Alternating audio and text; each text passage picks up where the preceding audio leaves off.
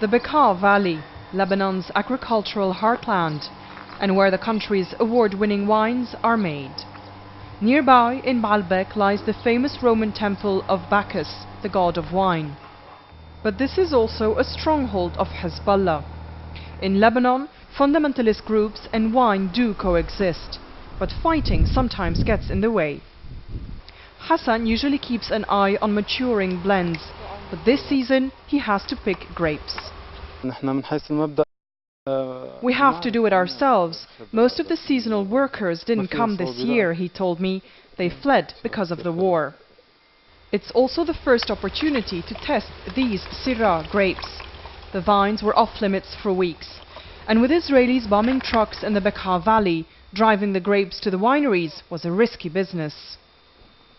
This is not the harvest that Lebanon's winemakers had hoped for. During the 33 days of fighting, it was dangerous to get to the vineyards in this fertile plain.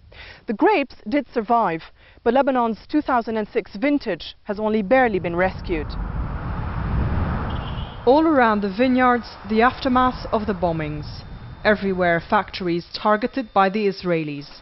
And this is where locals say Hezbollah stored its weapons. Lebanon's 12 wineries came out virtually unscathed. Lebanese wine has been through war before and maybe even became known to the world because of it.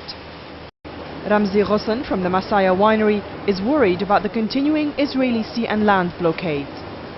We cannot export our wines while the demand is very strong, because many people would like to buy Lebanese wine, and perhaps not just to consume a regular product, but to give us a support, a token of support for Lebanon, to this civilization, this image of Lebanon.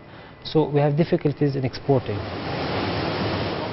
But the delicate and complex process of making wine doesn't stop. Lebanon sends around 40% of its wine production abroad, just over 2 million bottles, most of it destined for the UK. The grapes will now come together into rich reds and fruity whites and wait here until they can be tasted in Lebanon and around the world. Kim Rattas, BBC News, in Lebanon's eastern Bekaa Valley.